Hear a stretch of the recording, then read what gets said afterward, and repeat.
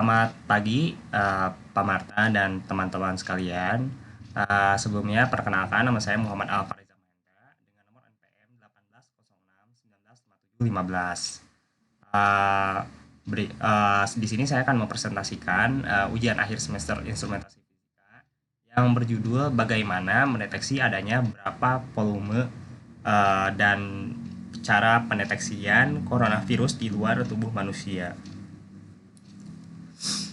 Nah, di tengah pandemi coronavirus disease 2019 atau COVID-19, banyak metode atau teknik yang digunakan untuk mendiagnosis COVID-19 ini. Nah, di antaranya yang sudah kita tahu yaitu rapid test, swab test, dan PCR. Kemudian terdapat beberapa pertanyaan yang diajukan kepada saya, yaitu yang pertama dari sekian banyak instrumentasi yang dibahas pada instrumentasi fisika sebelumnya, instrumen mana yang mungkin bisa digunakan? Maksudnya di sini adalah yang bisa digunakan untuk mendeteksi coronavirus. Kemudian dijelaskan. Yang kedua, jelaskan teknik atau perlakuan sampel dan cara pendeteksi yang ada yang digunakan saat ini. Misalkan jika sudah masuk manusia, antigen, PCR, atau genose. Di sini kita karena terpilih untuk meneliti pendeteksian di luar manusia, maka kita akan mendeteksi metode pendeteksian yang ada pada di luar manusia. Kemudian yang ketiga, usulan teknik baru jika ada. Next. Dari sekian banyak instrumen yang telah dibahas, instrumen mana yang mungkin bisa digunakan? Jelaskan. Ini saya akan mencoba menjawab. Menurut saya, instrumen yang telah saya pelajari itu yang mungkin bisa diterapkan adalah teknik Raman spektroskopi. Kenapa? Karena Raman spektroskopi itu menggunakan sebuah interaksi cahaya dengan materi menggunakan untuk mendeteksi protein S dari virus dari beberapa molekul atau misalkan atom dan lain-lain. Nah, penerapan ini dapat diterapkan juga aplikasinya pada COVID-19 dengan apa? Dengan menginteraksikan filter interaksi cahaya dengan materi tadi menggunakan Raman spektroskopi. Nah, di sini kita akan mendeteksi protein S yang tadi saya bilang untuk mendeteksi virus SARS-CoV-2. Nah, di sini kita akan mendeteksi protein S yang terlibat dalam infeksi pada tingkat sel. Jadi kita bisa mengetahui apakah dalam sebuah makhluk hidup atau manusia itu terdapat virus corona atau tidak dengan menggunakan Raman spektroskopi. Kenapa Raman spektroskopi adalah sebagai salah satu teknik yang ideal yang digunakan untuk mendeteksi COVID-19 ini? Karena teknik ini terkesan cepat, murah, memberikan sensitivitas dan spesifikasi tinggi, dan memberikan presentasi negatif palsu yang rendah. Seperti kita tahu, banyak tes seperti tes swab, tes PCR, ataupun tes rapid test yang mungkin seperti rapid test dikabarkan bahwa hasil uji negatifnya tinggi, negatif palsunya tinggi. Maksud dari negatif palsu di sini adalah negatif palsu yang jika kita ambil sampel darah dari pasien coronavirus dan kemudian kita cek, nah itu ada kemungkinan beberapa presentasi negatif dan presentasinya itu adalah cukup tinggi. Nah, itu padahal si pasien ini terindikasi coronavirus ketika dia di swab test. Nah, kenapa terdapat dua perbedaan ini? Hal ini dikarenakan rapid test ini memiliki tingkat presentasi negatif palsu yang tinggi. Nah, diharapkan teknik Raman spektroskopi ini dapat memberikan presentasi negatif palsu yang sangat rendah, sehingga teknik ini sangat efisien dan bisa diterapkan di semua kalangan, apakah itu industri atau misalkan di kalangan bawah atau misalkan di kalangan akademisi, itu sangat mungkin untuk diterapkan teknik Raman spektroskopi ini. Nah, kemudian bahan apa sih yang dipakai untuk mendeteksi virus corona menggunakan Raman spektroskopi? Nah, di sini kita bisa menggunakan sampel. Sampel ini bisa berasal dari darah, air liur, atau usapan dari tenggorokan pasien yang terinfeksi oleh coronavirus. Nah, seperti yang kita tahu, dalam darah, air liur, ataupun usapan dari tenggorokan pasien itu mengandung sel DNA dari pasien. Nah, di sini kita mendeteksi coronavirus yang terdapat dari tingkat sel. Nah, dengan bahan atau sampel yang tersedia, kita dapat mengetahui, kita juga dapat mendeteksi ada atau tidaknya coronavirus dalam tubuh seseorang. Nah, adapun metode yang digunakan, di sini kita lihat dulu. Nah, di sebelah kiri saya terdapat sebuah instrumentasi. Instrumentasi yang menunjukkan penerapan Raman spektroskopi. Ada gambar terdapat di gambar A dan gambar B yang terdapat terindikasi low frekuensi Raman. Nah, di sini awal dari sampel, awalnya kita berikan sebuah sinar dari CCD grating, kemudian sinarnya akan dipantulkan dan menembus ke VHF. Nah, dari waktu yang bersamaan kita tembakan juga laser yang menembus ke lens berbarengan dengan sinar dari CCD yang ditembakkan kepada analit. Nah, analit ini nantinya akan mendeteksi ada atau tidaknya coronavirus di sampel yang tadi kita sudah deteksi.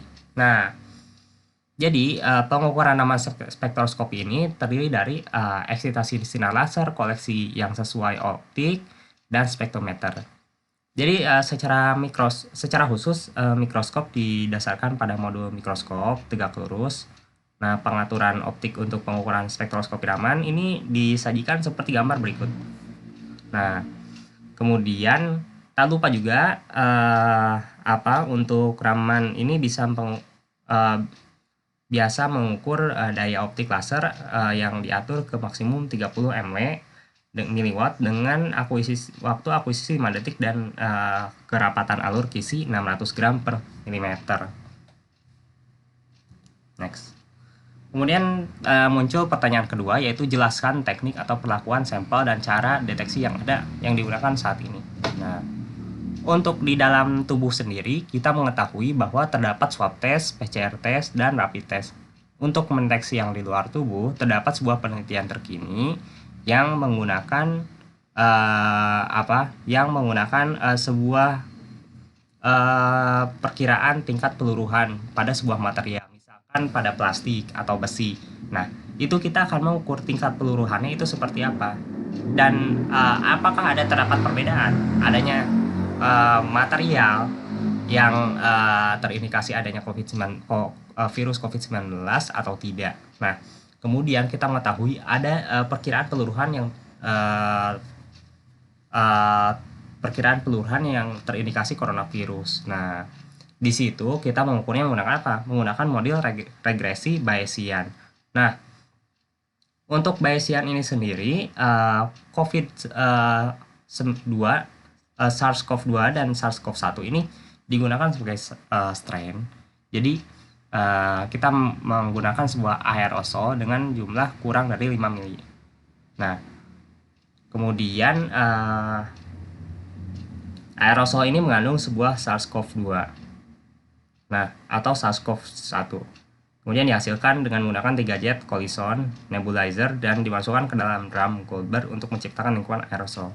Nah, kemudian inokulum menghasilkan nilai ambang siklus antara 20 dan 22. Mirip dengan yang diamati pada sampel yang diperoleh pada saluran pernapasan atas dan bawah pada manusia. Nah, artinya apa? Artinya ini bisa digunakan sebagai pendeteksi coronavirus di luar tubuh manusia. Karena ketika diteliti hasil dari penelitian ini ternyata didapatkan mirip dengan yang diamati pada sampel yang diperoleh pada saluran pernapasan atas dan bawah pada manusia yang terindikasi COVID-19. Berikut adalah hasil plotting yang dihasilkan ketika sebuah material terindikasi oleh COVID-19. Di sini ada titer of viable virus, ada predikat decay of virus titer, kemudian ada half-life of virus variable. Half-life ini maksudnya adalah tingkat harapan hidup virus corona pada sebuah material. Nah, ini artinya apa? Artinya terindikasi sebuah material yang terindikasi oleh COVID-19. Jadi kita bisa mendeteksi COVID-19 pada sebuah material dengan sebuah indikasi tertentu menggunakan metode regresi Bayesian. Adapun pertanyaan terakhir yaitu teknik baru. Eee, untuk saya sendiri, saya, memiliki ide karena, sinar X, yang biasanya digunakan untuk, mendeteksi keberadaan virus-virus, itu bisa menggunakan, sangat bisa untuk digunakan, mendeteksi keberadaan COVID-19. Nah, sinar X ini kita akan, menggunakan sinar X skala besar yang kemudian kita tembakkan, ke dalam sebuah ruangan, kamar misalkan, atau, sebuah, gedung atau apa. Nah, di situ kita bisa mengetahui ada atau tidaknya virus corona yang bertebaran di udara ataupun di sebuah barang-barang. Di situ kita akan mengetahui, tingkat penyebaran COVID-19 itu.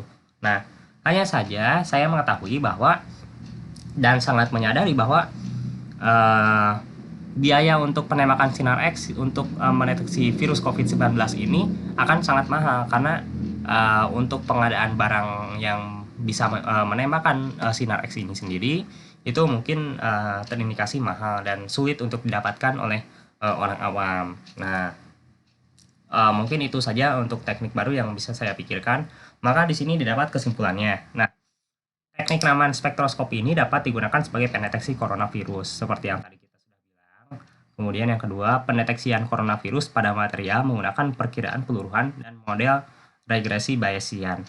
Di situ kita dapat menghitung berapa tingkat harapan hidup coronavirus, kemudian tingkat keberadaan coronavirus. Kemudian yang ketiga, teknik baru untuk pendeteksian COVID-19 di luar manusia adalah menggunakan sinar X. Hanya saja biayanya yang sangat mahal. Itu yang tadi saya bilang.